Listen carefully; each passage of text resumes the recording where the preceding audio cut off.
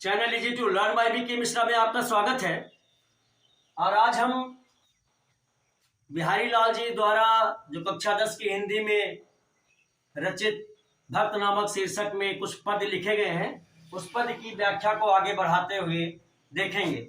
जगत जनायो जी सकल सो हर जान्यो नाही, जो आँखिन सब देखिए आँखिन देखी जाए।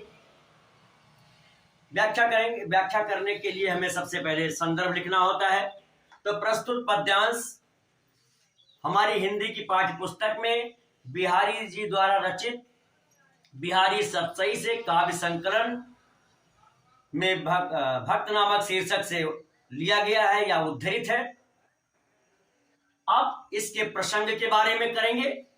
प्रसंग लिखना हमें तब पता चलता है, तब सरल हो जाता है जब हम इसकी व्याख्या जान लेते हैं, लेकिन प्रसंग ऊपर ही लिखना पड़ता है, इसलिए जानना चाहिए। प्रसंग में बिहारी लाल जी ने कहा है कि तू ईश्वर के बारे में जान ले, ईश्वर के भक्त के बारे में क्या कहा है उन्होंने। अब आइए उसकी व्याख्या में पता क्लियर हो जाएगा, पता चल जाएगा। व्याख्या करेंगे। जगत जनायो जी सकल, जिसने, जगत माने संसार, जनायो माने बताया, जी सकल जिसने इस पूरे संसार के बारे में बताया जनाया, सो हर जानो ना है, उस हर को हम नहीं जान सके या उसे हम नहीं जाने। किस प्रकार से? जिस प्रकार से जो आंखें सब देखिए, जिस प्रकार से आंखें तो सब कुछ देखती हैं, आंख न देखी जाए पर स्वयं अपनी आंख अपने आप नहीं दिखाई देती है, ठीक उसी प्रकार से जिसने इस संसार के बारे में हमें ज्ञान कराया, हम उसे नहीं जान सके अब तक। जिस तरह से अपनी आंखों से अपनी आंखें नहीं देखी जा सकती, जबकि पूरे संसार को आंख दिखाती है। एक बार फिर इसकी व्याख्या कर लेते हैं।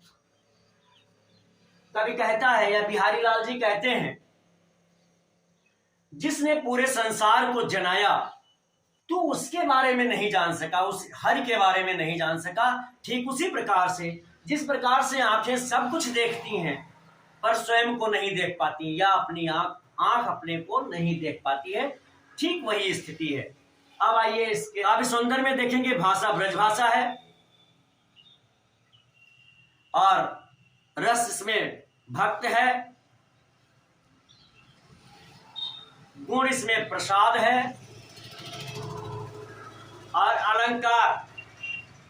अलंकार जो वास्तविक रूप से ज्यादा इसके लिए महत्वपूर्ण है। हम वो अलंकार लिखते हैं जो हमने जाना है, जो हम जानते हैं। बिना जाने हुए अलंकार को आपको जब तक उसकी परिभाषा, किसी चीज की जब तक परिभाषा नहीं जानते, जानना मुश्किल होता है। इसलिए मुझे सबसे सरल है कि इसमें अनुप्रास, वैसे तो दृष्टांत अलंकार है। दृष्टांत किसी चीज की जब हम जब हम एग्जाम्पल पेश करते हैं, उदाहरण देते हैं, तब बोलते हैं कि कोई दृष्टांत है ये। लेकिन सबसे सरल है कि इसमें अनुप्रास अलंकार है और छंद दोहा है। इस तरह से इस पद की व्याख्या पूर्ण होती है और पूरी कोशिश की है कि आपको अच्छी तरह से समझ में आ जाए। यदि आया हो तो अपने मित्रों को भी शेयर कर दें और मेरे चैनल को सब्सक्राइब न किया हो तो कर लें।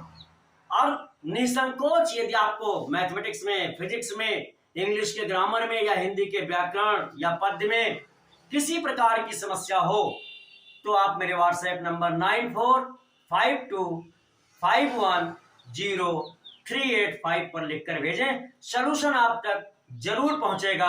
अब तक मेरे साथ इस वीडियो में बने रहने के लिए बहुत बहुत धन्यवाद।